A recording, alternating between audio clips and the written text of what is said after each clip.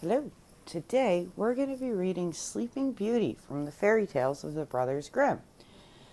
The Brothers Grimm sometimes lengthened the tales they collected, but they trimmed Sleeping Beauty to its essence, creating the world's most memorable version of this classic tale. The story is brisk and full of unforgettable images: a castle covered in thorns, a princess asleep, and a prince's kiss. That have captured the imaginations of writers and artists for more than 600 years. Although Sleeping Beauty is asleep for most of the story, her plight mesmerizes the people of the countryside for generations and unleashes a swirl of activity as prince after prince tries unsuccessfully to reach her. Historians have interpreted the tale as a story about self-knowledge and love and the initiation of a girl and a boy into adulthood. Interestingly, the tale has limited oral history. It appeared first in writing in the French prose romance Pierce Frost, circa 1330. Parts of the tale also recall the sleeping, fire-ensconced heroine Brunhilde in an Old Norse saga, and 17th century fairy tale collectors G.M. Battista Basile of Italy and Charles Perrault of France both published more adult versions. Drawing from sources in Hesse, Germany, the Grimms called their tale Briar Rose, for the flowers that bloom from the thorns as the princess's curse is broken. Long ago there lived a king and a queen who each and every day cried to one another, "Oh, if only we had a child!" And yet none ever came. But one day, as the queen was sitting in her bath, a frog crawled out of the nearby pond and spoke to her. "Your wish will be fulfilled. Before a year has passed, you shall bear a daughter." The frog's prophecy came true, and the queen bore a little girl, so beautiful that the king could hardly contain himself, and he called for a great celebration. He invited not only the royal family, his friends, and many townspeople, but also the wise women, who he wanted to take kindly to the newborn child. But there were 13 of these women in the kingdom, and since the king had just 12 gold plates for such important guests to eat from, one of the powerful women had to remain uninvited. The festivities were celebrated with great splendor, and at the end, each wise woman stepped forward to bless the child with a marvelous gift. The first with virtue, the next with beauty, the third with riches, and so on, until they had given her everything that one could possibly wish for on earth. But after 11 of them had spoken, the 13th wise woman suddenly appeared. She was set on revenge for not having been invited, and neither offered words of greeting nor met anyone's eyes. In a booming voice, she then pronounced, "On her 15th birthday, the princess will prick her finger on a spindle and fall down dead." And without another word, she spun around and fled from the hall. As the guests stood dumbstruck, the 12th wise woman stepped forward to resume her turn. Although she was powerless to undo the evil curse, at least she could recast it, and so she proclaimed, "It shall not be death into which the fair girl will fall, but a deep sleep to last 100 years. The king, who wanted desperately to spare his child from even this harsh destiny, decreed that every single spindle in the entire kingdom should be burned. As the girl grew, the gifts of the other wise women ripened, and she blossomed into such a beautiful, well-mannered, loving, and understanding child that everyone who saw her fell under her sweet spell. On the day she was to turn 15, the king and queen happened to be away from court. Left at home by herself, the girl wandered through the castle, exploring its endless rooms and chambers, until at last she came to an old tower. She climbed up its winding staircase and arrived at a door. In its lock was a rusty old key. She turned it, and the door sprang open.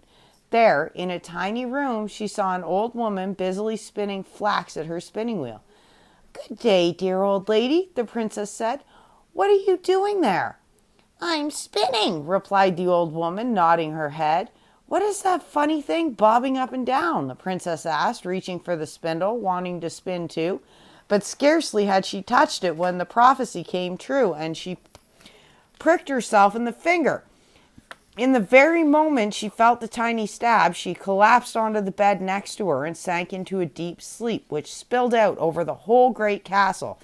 The king and queen, who had just returned home and entered the great hall, began to drowse, and all their court with them. The horses fell asleep in their stalls, as did the dogs in the courtyard, the doves on the roof, and the flies on the wall. Even the flames flickering in the hearth dimmed into embers, and the roast above ceased its sizzling. The cook, who was just about to grab his apprentice by the hair for making a mistake, stopped short and began to snore. The winds themselves died away, and the castle woodlands, not a leaf rustled anymore. All around the castle, wild rose bushes began to grow, and every year the thicket grew taller and thornier until finally it enveloped the castle so that not a single turret could be seen, nor even the flag atop the highest tower. All over the kingdom, people began to whisper of Sleeping Beauty, as the princess was now called, and also of the many high and noble princesses who came from time to time, hoping to force their way through the thorny hedge to her. But this they failed to do, for the thorns held together as tightly as clasped hands, and each prince inevitably met a miserable end trapped in the briar.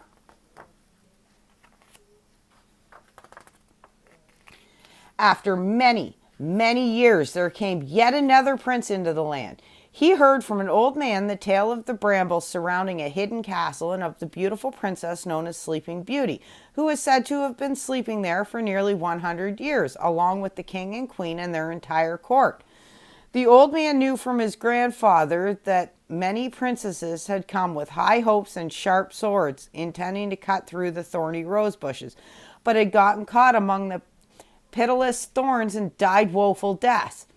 But still the young man said, "I am not afraid. I shall go and find Sleeping Beauty." The good old man tried to dissuade the prince, but his words went unheard. What no one knew was that the 100 years were nearly at an end, and the day had come when Sleeping Beauty was to shake off her spell. As the prince approached the wall of thorns, it burst into beautiful flowers, parted before him to let him pass through unharmed, and then gently closed it behind his heels into a hedgerow. Once inside the castle's outer walls, he found the horses and speckled hunting dogs still under the spell's power.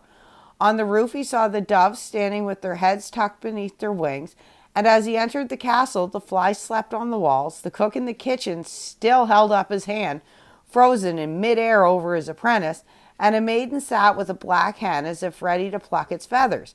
He went farther on and found all the courtiers asleep in the hall, and the king and queen lying at the foot of the throne. And on he went, and the place was so hushed that he could hear his every breath. Finally, he reached the staircase to the old tower, climbed up, and opened the door to the little room where Sleeping Beauty lay. She slept so peacefully and was so lovely that he could not take his eyes off her. He bent to kiss her. Just as his lips touched hers, she opened her eyes and awoke and gazed at him tenderly. Down they went together, and the king and queen roused, as did their court, and they all looked at one another in wide-eyed astonishment. The horses in the courtyard stood and shook themselves. The hunting dogs leapt and barked and wagged their tails. The rooftop doves looked up from beneath their feathers and took flight into the fields. The flies on the wall began their buzzing anew. The hearth fire flamed up again and cooked the food, the roast sizzling away once more. The apprentice squealed as the cook finally boxed him on the ears, and the maiden began to pluck the black hen. And the prince and Sleeping Beauty were married in a dazzling celebration, and they lived in contentment all the days of their lives. The end. And that's it for today's episode of Story Time with Jen. We will see you tomorrow.